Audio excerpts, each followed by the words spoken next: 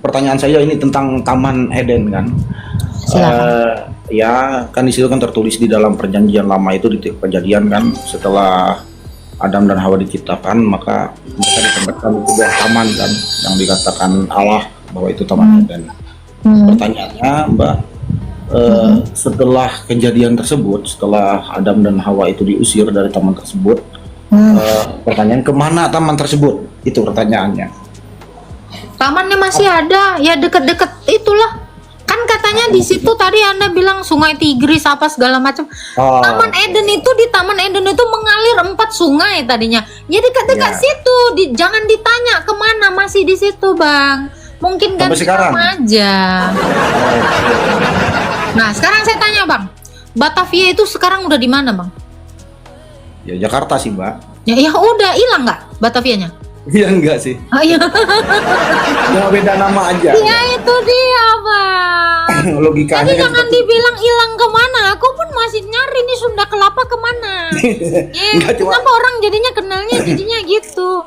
Cuma gini kan pertanyaan tuh, apakah itu diangkat Allah kemana gitu, atau memang masih tempatnya di situ? Nah itu aja sih. Cuma pengen tahu itu aja. Kalau memang ya tetap. Itu tadi. Jadi kalau abang pun kalau ngeliat peta ada Sungai Tigris, ada Sungai Efrat itu masih ada ya kan. Nah berarti area situ lah itu, dekat-dekat situ. Ya juga Mbak, untuk wawasan saya kan di Wahyu itu kan penjabaran tentang akhir zaman. Jadi menurut yang kebenaran yang ada di dalam Wahyu itu tersebut, yang sebenar-benarnya yang dibayangkan, yang ditulis oleh Rasul tersebut kan, bahwa menyatakan di situ. Rasul siapa yang nulis Wahyu memangnya Pak? Ya nggak tahu sih Mbak, ngaku aja sih. Lupa, bukan nggak tahu, lupa. Oh ya. Padahal baca dari Wahyu 1 juga udah tahu Pak siapa di situ. Ya itulah Mbak, karena jarang kan baca Alkitab. Oke, jadi saya kasih tahu ya, Wahyu itu adalah penglihatan Rasul Yohanes tentang kerajaan Allah. Jadi Rasul Yohanes itu bahkan diberikan penglihatan tentang bagaimana malaikat itu jatuh. Itu yang dikatakan naga si ular tua berperang melawan Mikael dan malaikat-malaikatnya.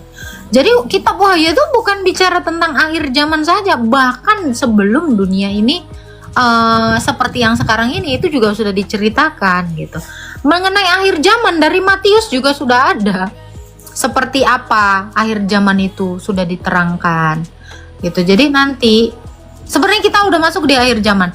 Ketika firman itu inkarnasi menjadi manusia, itu sudah mulai akhir zaman. Sampai sekarang. Sampai Yesus datang kedua kali.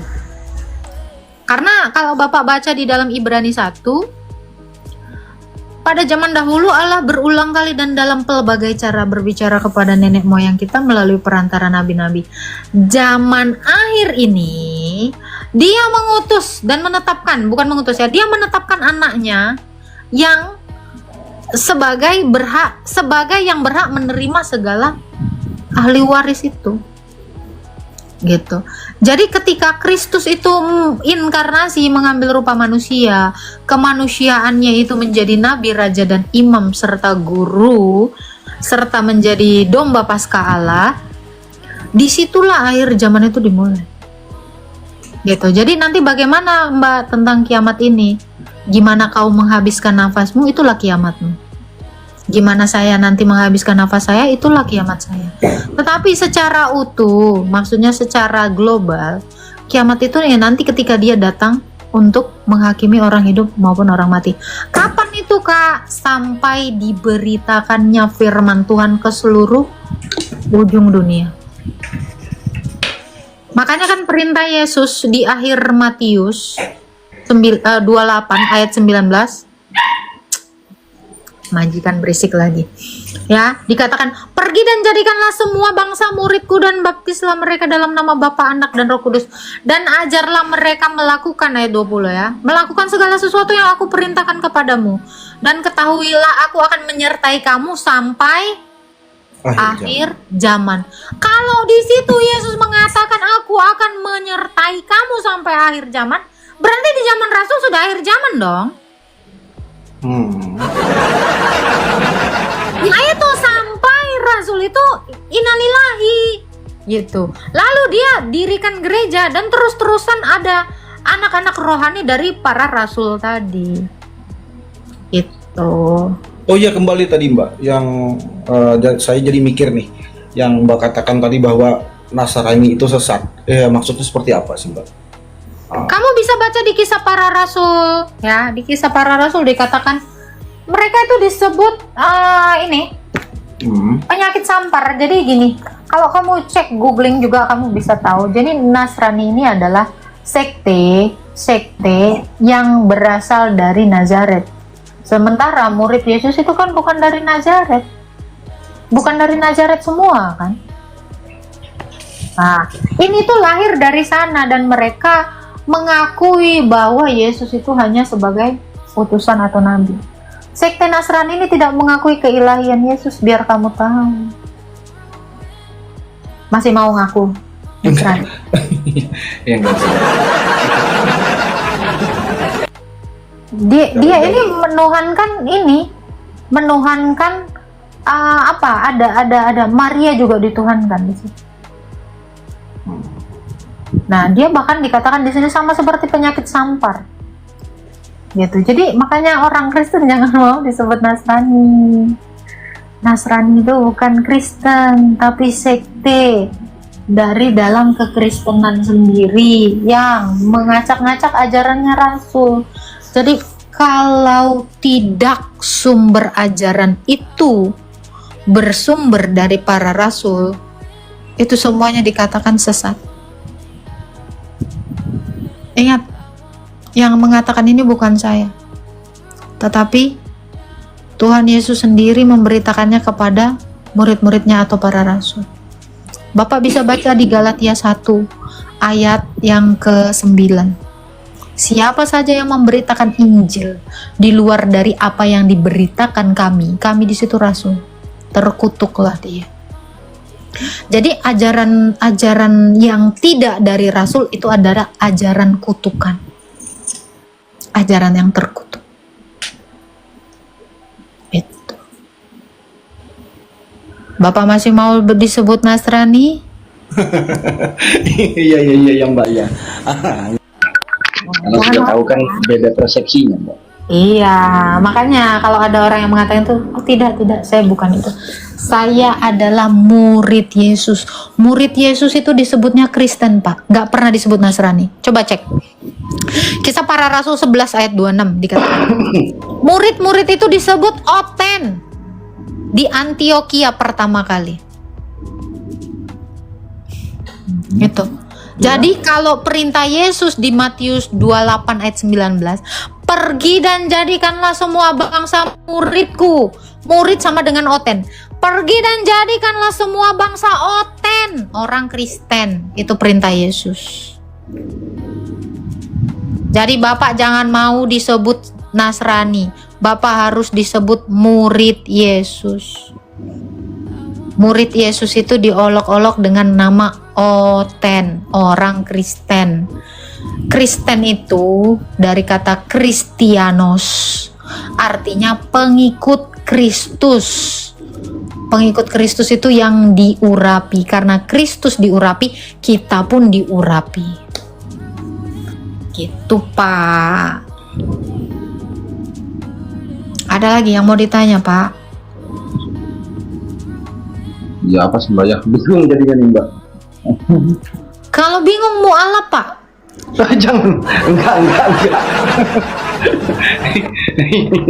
Enggak lah. Karena cuman umat bingung yang suka nanya-nanya tentang Tuhannya gitu.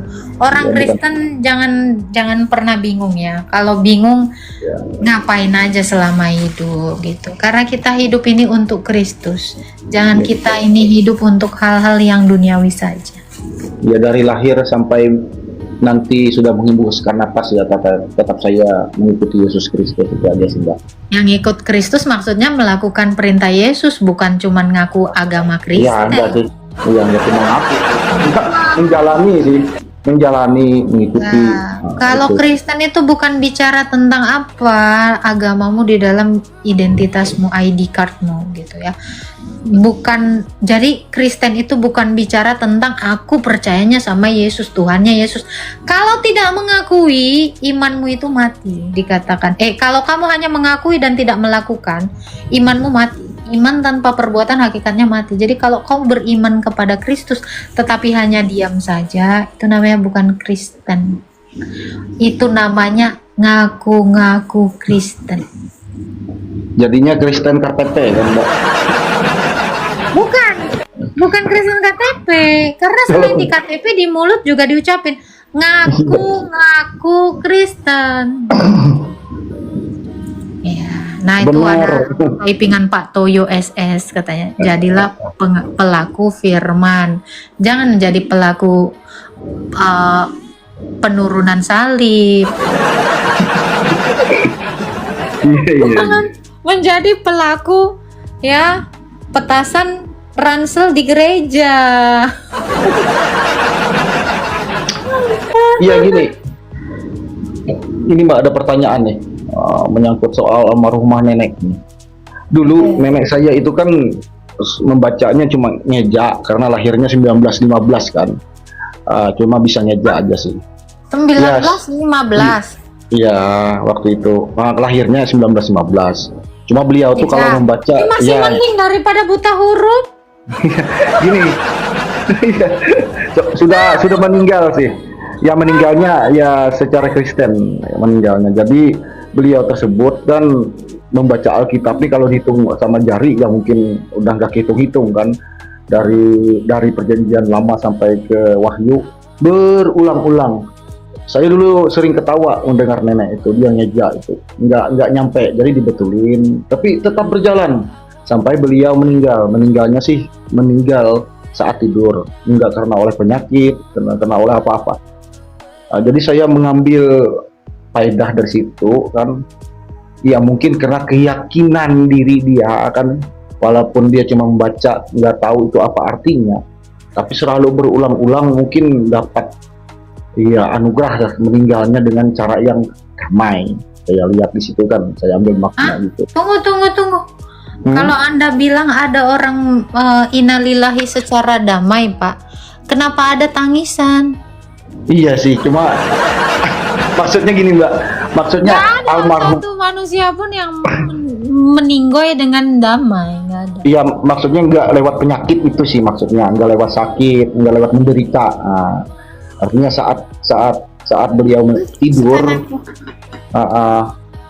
nggak taunya pas pagi ibu bangunin mau disuruh makan kan, ternyata almarhum nenek itu sudah meninggal begitu. Itu sebenarnya Pak menyedihkan ketika dia mungkin aja dia minta tolong, tapi nggak ada yang tahu. Jadi kalau ada orang meninggoy pas paginya ya baru diketemukan, itu adalah yang paling menyedihkan. Yang paling berbahagia itu adalah ketika dia udah mau sakaratul maut, dia masih disaksikan sama keluarganya. Justru salah anggapan itu, dia kesepian sendiri menghadapi kematian, itu mengerikan. Jadi waktu itu tidur tiba-tiba mungkin dia lagi minta tolong tapi nggak kalian tidur semua kan, terlelap. Nah itulah yang dinamakan, ini relate banget dengan perkataan Yesus ya, bahwa hari itu, saat itu akan datang seperti pencuri di tengah malam. Nah itu makanya disuruh berjaga-jaga orang Kristen, takutnya nanti sakaratul maut nggak ada yang nungguin. Itu makanya orang kalau udah sakit dijaga-jaga. Iya. Kalau Tuhan Yesus nyuruhnya berjaga-jagalah kamu. Jadi kalau orang udah sakit, kok jagalah orang tuamu. Ya kalian yang di sini 600 orang, kalau aku udah sakit, kalian jagailah aku, woi. Soalnya sakaratul maut ya kan.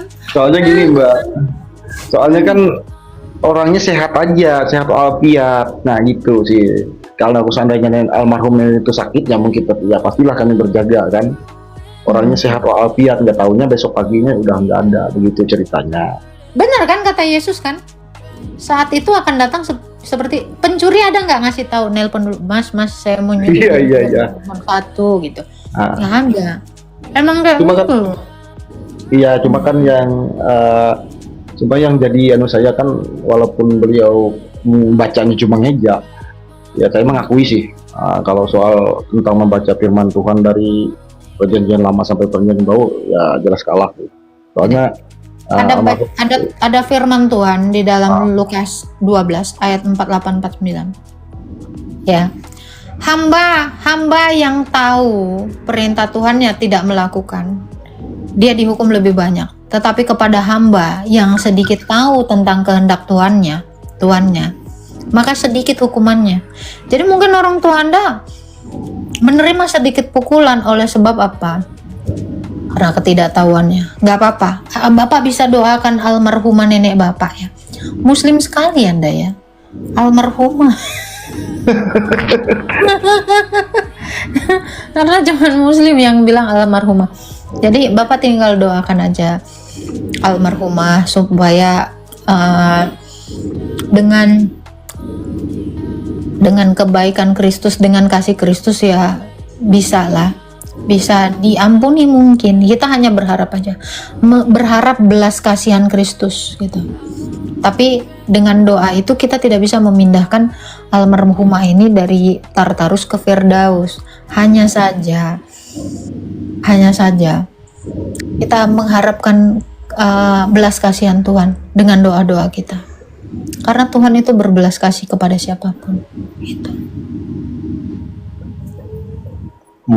Bang, lagian gini ya Bang, almarhumah ini Islam atau Kristen Bang? Iya, asalnya dulu Hindu sih.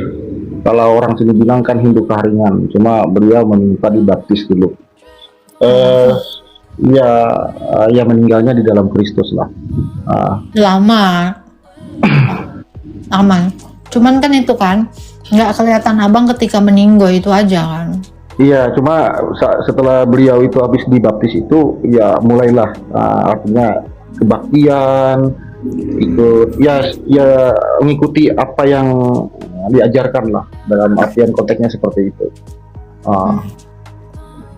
Nggak apa-apa Pak. Artinya yang penting sekarang Bapak udah mengenal Yesus, dan Bapak harus terus-terusan mengenal Yesus dan mengerjakan perintahnya. Jadi Bapak jangan lagi memikirkan ibu Bapak, tapi pikirkanlah diri Bapak. Iya, karena yang menyelamatkan kamu adalah dirimu sendiri kan. Yang menyelamatkan kita itu adalah Tuhan Yesus Pak. Iman kita itu adalah tangan rohani kita untuk menerima keselamatan yang diberikan Yesus itu. Gitu. Jadi bukan hanya maksudnya imanmu menyelamatkan itu adalah kamu itu menerima keselamatan dari Yesus itu. Yesus yang menyelamatkan kita. Kamu setuju nggak diselamatkan Yesus itu maksudnya?